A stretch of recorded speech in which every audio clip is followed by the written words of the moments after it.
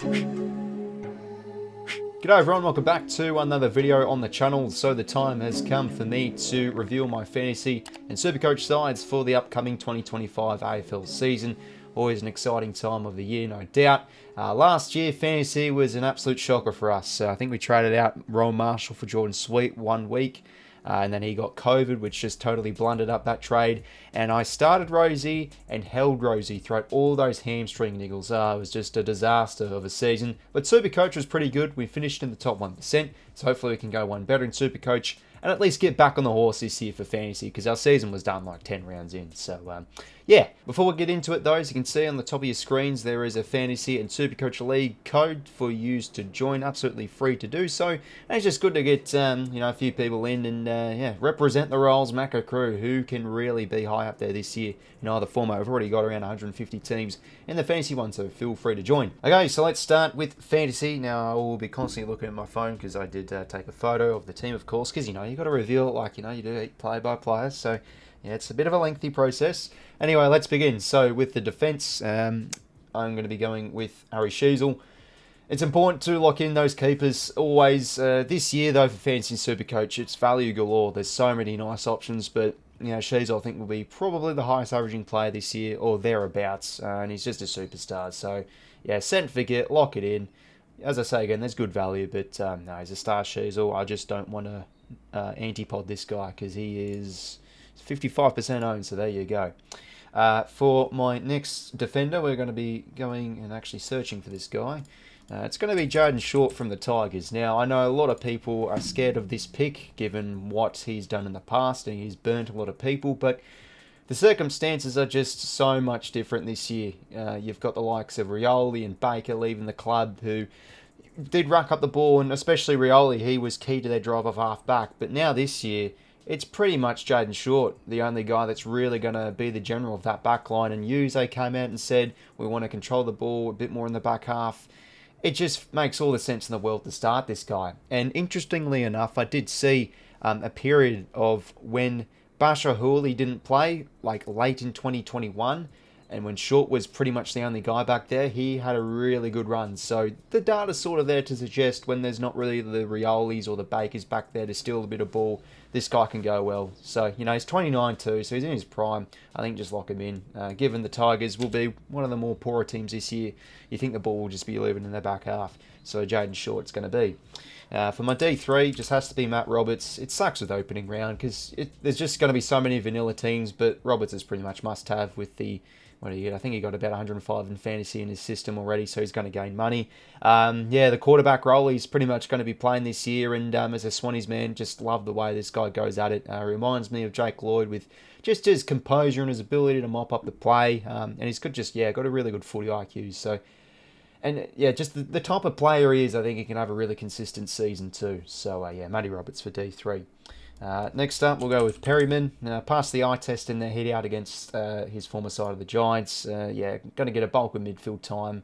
He had the ball in the string early on, and like Dacos, a lot of those players, including Perryman, did get a bit of cramps. So, he sort of faded out that game, but for 759k, I think this guy should be averaging at least 90. So, I think it's a very good value pick, Harry Perryman.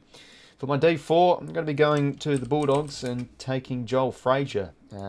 I really like the look of this guy. He impressed me. I brought him in actually last year as a rookie. And he had some very strong numbers for a first-year player. And it looks like now he's going to be, alongside Bailey Dale, one of their main distributors. And, his pre-seasons looked really impressive too. And I saw him big footy on the Western Bulldogs board. Because, you get a few posts that actually go to the trainings and talk with the insiders and stuff. And apparently there's a chance that Frazier could maybe play a bit of midfield round one. And he's been training with the mids, apparently. Look, that's probably not great fantasy-wise, but it just shows that this guy is a real talent. And I feel like he can, get a lot of those marks and have a real breakout year for the Dogs. And as I said before, he's had a really promising preseason, so let's lock him in at 627k. There's also Sam de Koning for about 100k cheaper. Going to be, the number one ruck, but I just don't trust it. A question is tanking. They're going to be throwing a few players around in the ruck as well, so most likely. You never know what happens with, Chris Scott too. And then for my D6, price-wise, I'll go Jackson Pryor here, but I could go with, might as well fill in the other rookies. They are Luke Trainer, and then the final one is Zach Reed.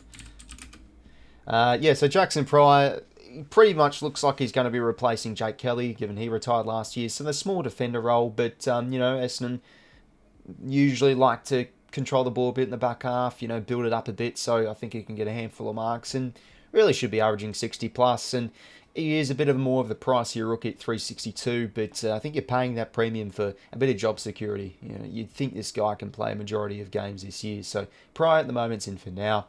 And then, Trainer, he played a half against the Pies in that preseason game and got, 40, 50 points. So, could get some nice scoring. Could be a good rookie for us. It is confirmed he will be playing this week against the Blues as well. And Zach Reid should be playing every game for the Dons this year, most likely, if he isn't injured like he's been the past few seasons. So hopefully he can stay out on the park.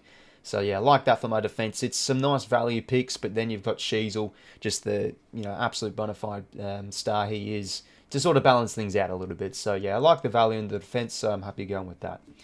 Okay, so now let's go into the midfield. Plenty of value in here too, especially with all the injuries we've got, like Treloar's injured and Gulden's injured, Flanner's injured, Bontempelli's out as well. So, some good options to go with under $1 mil. So my M1, I'm going 𝐼𝐴 again this year. I went with him as my M1 last year, and it was looking all fine and dandy up until he niggled that hamstring. It was so infuriating holding him throughout all that duration last year. But I think with the absence of Butters as well, look, to be honest, I think Butters in the team sort of helps 𝐼𝐴 because it feels like they always pass the ball to each other. But, if fit, 𝐼𝐴 should be going at least at 105. I mean, last year he averaged 97.1. There you go, with all the injuries. I feel like just got to lock him in. There are concerns though on that toe that he did, the toe that he did hurt in that intra-club on the weekend, but apparently he says he's all good to go, he's all fine, and I think it was Hamish Hartlett, one of the assistant coaches, saying he's all fine, so I'll take their word for it, and just start him. So 𝐼𝐴 for my M1. M2, I'm going to go with Petrarca here. I think this guy for 923k is, a bit of a steal. I've been hearing good things about him, and I wanted to see how he went in that preseason hit out against the Dockers. I was questioning, with the injury he had last year, will he be a little bit more cautious in contest? But geez, he was ferocious. He was determined. He looked great. And I saw Jack Viney the other day say that he expects Petrarca to get back to his best this year. So I'm confident in starting him. Might get the Bedford tag round 1, but he can go forward, and that could probably shake off the tag as well. I just think the value in him looks really good and should be going, like 𝐼𝐴, probably 105 plus, let's hope. So, like the track pick. And for my M3, I'll go with his teammate of Clayton Oliver. Looks good as well. Surely this guy can push back up to at least somewhat his best ability and a lot more consistent, unlike last year, full preseason as well. So, a bit of a no-brainer with Clary. And then I'm going to be going with a few mid-prices here. So the first one is Finn Callaghan. The next one is Will Day. And then the final one, I've got Adam Cerra. And surprising, Cerra's only 10%, so there you go. But these three, obviously Callaghan and Will Day have a bye. Callaghan being round 2, and I think Will Day's is round 4. But I feel like with fantasy, it being more of a value game, these just feel like you've got to start these players, especially the promise they have this year. I'm still questioning Day a little bit in terms of a longevity pick. I still question his accumulation, where he's a lot better in SuperCoach, but Callaghan definitely looks the goods. I think when Tom Green comes back in, they'll probably help him a little bit more with the contested stuff and feeding the ball out to him. But geez, you look like Bontempelli so much with those big long strides against the Pies, and really loves to take the game on. I was, honestly questioning him. Could I start him throughout preseason? But that gave me out against the Pies. I feel like let's get on him. And Will Day with his price, I mean his break even's actually in the negatives, so he's going to gain cash at the very least, and could be a nice upgrade target. So let's hope he has a good game against the Dons and the Bedford tag. It's a bit of a concern, but the money's there for him to make, so I'll lock him in. And Adam Cerra, his run looks really good. So he starts off against the Tigers, bit of a tougher one against the Hawks, but to be fair, there's no Warple. And then the Dogs with a bit of an empty midfield, and then the Pies, look what they dished up in opening round. Eagles and North, and then Geelong. These are some pretty looking weak midfields on paper. So I'm happy to start Cerra. I think you can start the year well, and look, he might eventually get injured, but you'd rather start a player that's a bit injury prone and, reap the rewards of his cash gain or cash generation than trade him out. So I'm happy to start Cerra. And then I'll go with the mid-pricer here, Nathan O'Driscoll. Reminds me a lot of Jeremy Sharp from last year. He was an absolute beauty of a rookie pickup. Jeremy Sharp, if you started him, Fremantle love to use the width of how they play. They obviously love to chip it in the back half, switch the play a lot, and I think 𝐼𝐷𝐸𝐿's going to get a lot of those marks, and he's going to get a bit of midfield time too. And he's just a really good attacking-minded player as well. He loves to find the goals. He's got a big kick on him. I did say back in, I think, January or February, I reckon this guy's going to be the true breakout player for the Dockers. And then I think that week he had a really good game against the Indigenous All-Stars. So, yeah, I'm confident starting 𝐼𝐷𝐸𝐿. Think he can be a good one at his price and should hopefully go 80 plus the first few games. And then Finn O'Sullivan just announced today he'll make his debut. And I think let's start him, and really excited to see how he goes. Looked really good in that preseason hit out against the Eagles, playing mostly on the wing. He seems to have a really good knack on finding the ball, and just has a really good change of direction, really athletic, and moved to half back in that second half. So if that's the case, if they're going to be playing O'Sullivan a bit more at half back, we'll lock him in. Looks good for 337k. And then for my rookies, I'll just go 𝐓𝐴𝐿 𝐿𝐴𝐿 for now. It's definitely impressive though. Like, this is a late draftee from last year for the Blues, and 𝐴𝐿𝐴𝐿 already being ahead of the likes of, Jackson Binns, who's always been highly talked about on the wing for round one. That definitely means he's probably ahead of a few depth players on the pecking order. And you've got, Ollie Hollands moving to half back, and then you've got 𝐶𝐞 playing half forward more. So, yeah, I don't mind the job security. Think he can, let's hope he has a good debut game. He looked really good against the Giants, so I'll lock him in. And then Levi Ashcroft for my final mid-rookie. A bit of a sub-risk, but we'll see how things go round one. He's definitely a talented player, no doubt. So Levi Ashcroft to complete my midfield. For the rucks now, I'll go for the two of them here, Tristan Xerri and then Sam de Koning. So I'm still really considering 𝐷𝐿. I just think his run, not Sam de Koning, sorry, Tom de Koning, there we go. Yeah, still really considering 𝐷𝐿, but Xerri is probably the better fantasy ruckman in comparison to SuperCoach. Just gets so much of those tackles, and it'd just be a pain not starting this guy. But 𝐷𝐿 for a little bit cheaper with the run he has, especially this week against the Giants. 6 weeks in, there's a chance 𝐷𝐿 could probably have a few more points than Xerri. So, therefore, you'd eventually want to upgrade to Koning. Could Xerri be a bit cheaper than 𝐷𝐿? That's sort of my thinking, but for now I'll stick with Xerri for fantasy. I think he's a bit better at those tackles and etc. And de Koning just seems like a no-brainer with Pitnat out at 900k. He's going to make you money. I think it's a bit of a FOMO pick. Like, if you don't start him and he just goes off, it's just like, why did I pay up for a Team English where I just could have gotten de Koning for cheaper? So I'll lock him in, and then obviously we'll go with Boyd. Basement rookie that's a chance to play potentially. The mature ager from the SANFL, I think it was, the Saints picked him up in the preseason supplementary selection period, I think it was. Okay, so the forward line now. Just have to make sure you can actually see it on the screen. Forward line now. Let's remove Boyd. Jason Horne-Francis, got to go with him here. He's a star. Really good quality player, and he'll get a lot more midfield time, and just the natural progression in this guy. You can definitely back him in being for sure a top 3 forward this year. So lock him in at 919k. Next player, it's a pretty vanilla forward line as many people have. Jack Macrae for F2. Now I'm going to get a lot more inside midfield time with the Saints, so self-explanatory there with his scoring history. Bailey Smith for F3. I've considered fading this guy, but at 598k, no matter where he plays on the ground, he should be going over 90. So for a player to go 90 at 598k, got to be starting him. Caleb Daniel, self-explanatory. Half-back role, should honestly be top 6 forward this year as well. And then Hugo Garcia, a bit of a mid-pricer. Really like the look of this guy, and there's been plenty of good talk from Saints supporters. Was looking like that third midfielder against Port Adelaide in the preseason hit out, and look, they'll get Hunter Clark and probably Zach Jones in there, but I feel like this guy's still going to get plenty of midfield time. So 70, 75, 80 plus average I can definitely see from him. Really ferocious player. His intensity that he showed at AFL level has looked really impressive, only for a second-year player. And then Connor Stone had a pretty good game, I felt, against the Pies. I think he scored around a 60 or something. His break-even's -20, so pretty self-explanatory pick there, looking like a nice move at half-back for himself. And then for the forward rookies, it's pretty bare. I can't afford 𝐶𝐞 at the moment because I'm going with Jackson Price. So for now, I'm just going to go with, I mean, obviously Davidson is the one you got to lock in. Very good against the Hawks on the wing. And then Corey Warner I'll just go with for now. He'll probably eventually get pushed out with players returning, and was pretty ordinary against the Hawks, but there's just been plenty of good raps on this guy. So, yeah, I'll just stick with him for now and see how the team lists do go on Thursday. And then I've just got 𝐓𝐴𝐿 for the utility. Again, this is subject to change to see what the team lists do look like on Thursday. But there is pretty much the team, everybody. We've got 4K left. So, yeah, we've squeezed out every bit of penny. You know, I've got the keeper and 𝐼𝐶. We've got some nice value options in defence.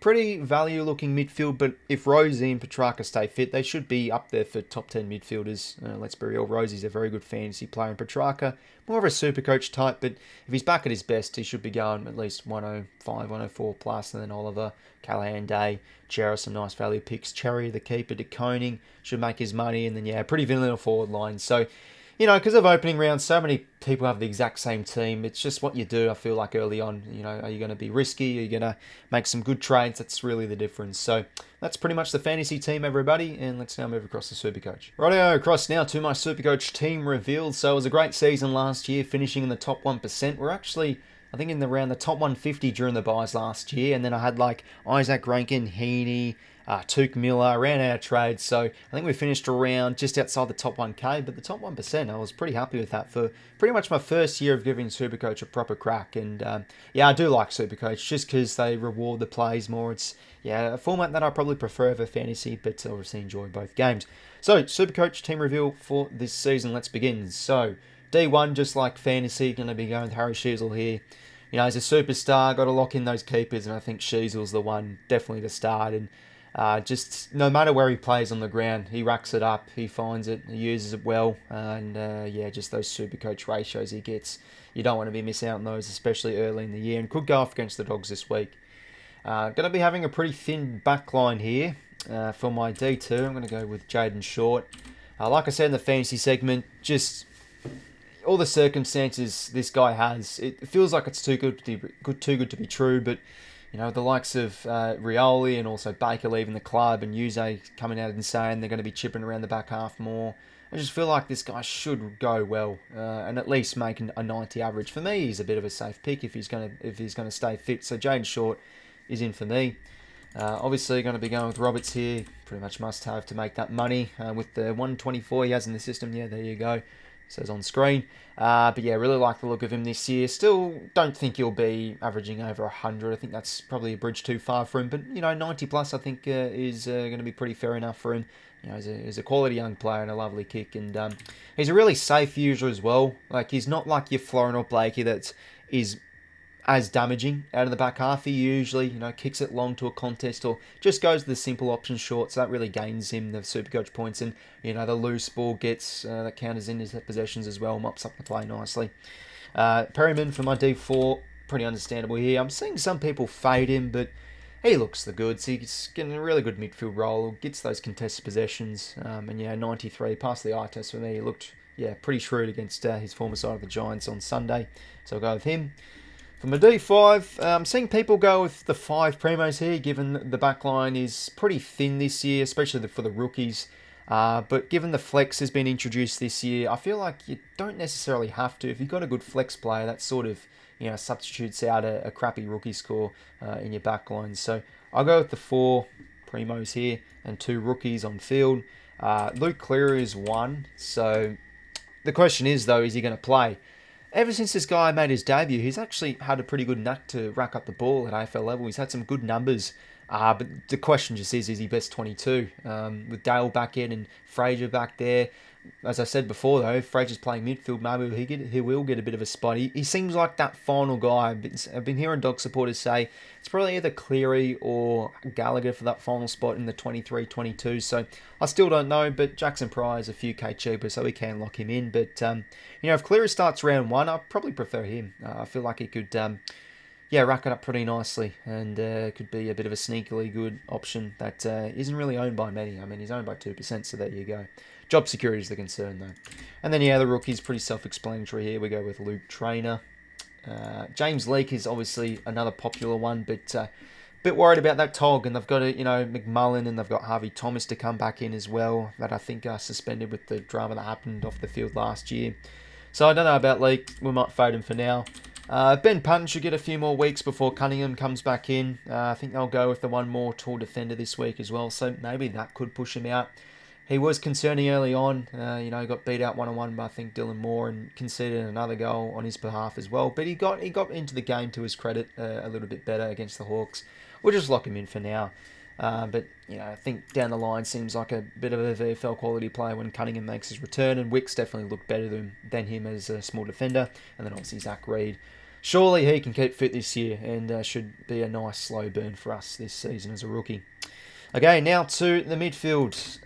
Let's lock in a gun here. Caleb Serong. Yeah, he'll get Jordan most likely next week when they do play the Swans in Perth. But, I want to lock in a gun here and look at my back line. Apart from Sheasel, there's a few value options. So I don't want to go with, can they be the top 8 potentially type of pick. I just want to lock in Serong here. He should be top 8 this year, and he's a superstar. I love watching this guy. I think he's the most cleanest player at ground level, and just how he can get hand passes out quick as a flash. It's amazing. So, yeah, let's lock in Serong. I'm also weighing up Brayshaw, but I think Serong should go a bit better, and this is a bit of more of a longevity pick. Let's lock him in and set and forget for the year, and I have the funds to do it. For my M2, just like fantasy, I'm going to be locking in Petrarca for SuperCoach as well. I'm just, what I watched in that Fremantle game, just his ferociousness at the ball and his intensity, he's so determined, really impressed by it. And yeah, I think he can get pretty much back to his best. Like up until he got injured, he was still, top 3 in the comp, in the top, pretty much, yeah, I think it was like top 3 for score involvement. So we all know, so impactful. He's going to probably get a bit more forward time this year, but still should get 50 plus CBAs, and that's what he's had in the past and scored very well off. So, yeah, happy to lock in track. And, yeah, I've just got, there's a few types around the mark, like, Liberatore, and especially Dawson's the other big one. But after owning Dawson last year, it just feels like Dawson has to do so much right to get a positive SuperCoach ratio compared to fantasy with his kicking and stuff, and he needs those intercept marks. But Petrarca, he kicks the goals, he gets the score involvements. Let's lock him in, and he's been highly talked about on his pre-season. Jack Viney coming out and saying he reckons he'll get back to his best, and yeah, ultimate professional as well, Petrarca. I think for 556k for a bloke that could get back to a 110 plus average, it's a bit of a steal. For my M3, I'm going to be going with Rosie here. Off the back of that preseason hit, I feel like I got to start him. I'm still concerned about that injury he did have with the toe. Last year he said he was fine with the hamstring, and it turned out to be he wasn't. So, yeah, I'm still a bit concerned. Maybe I could go down to like a Callaghan or Will Day from this Rosie pick, but really should be starting off the year well. Especially he's the captain of the club as well, and he'll be disappointed with the time he had off last year and the niggles he had. So I'll back him in to have a good start to the year and gain some money. Oliver, pretty self-explanatory pick here. Should hopefully get back to his best in 451k, 62% owned. It's just a lock-in set and forget. And then I'll go with one more primo here for my midfield, and then run the 3 mid-rookies. Gonna go with Chera in SuperCoach, just like in fantasy. Yeah, I just feel with the run he has, it just feels like it's a guy that can gain a lot of money early on. We did look at his run in the fantasy segment, but if we have a quick look again in SuperCoach, the Tigers to kick things off, and then he's got the Hawks, and then the Dogs, Pies, West Coast and North, as you can see here. It's just such a good run for him, and I feel like he can make a really good amount of money early on, and trade him out for an upgrade target potentially. So he's probably one that I prefer over Finn Callaghan and also Will Day, given he doesn't have an early buy as well. So let's lock in Chera. And then for the mid-rookies, I'm going to go with Finn O'Sullivan here. Still contemplating this one. Could I go instead with O'Driscoll? He's around the same price. I still question maybe like with O'Driscoll's kicking and stuff, like I saw in pre-season, and he's known to do it. He can hack the ball a bit, so he could get a few negative ratios compared to his fantasy score. So I do like O'Sullivan. Has a great knack on finding the footy. He's athletic, and I think he can play a lot of games for the Kangas this year. So we'll go with him. Elijah Sardis for the next one. Looks ready to go to the next level this year. Passed the eye test in pre-season, so I'm happy to start him. And then Lever Ashcroft for the final mid spot.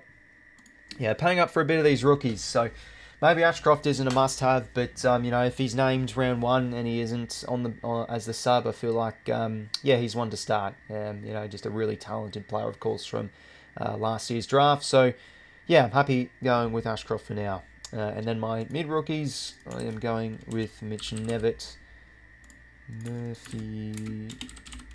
Murphy Reid, and then the final one is Lucas Camporelli. So yeah, there's a few cheaper options like Angus Hastie and Boxall and stuff, but I think 𝐓𝐿𝐼𝐻 you've got to start. Chris Scott was really getting around the guys saying we want to really give him a lot of midfield time this year, and Murphy Reid, he's one that Freo fans are loving, and I think he could potentially start this week. I still don't know if he's announced a debut yet, maybe he isn't, but I've been hearing really good things about Murphy Reid, and yeah, could get ahead of the likes of Erasmus and Johnson, and then yeah, Camporelli.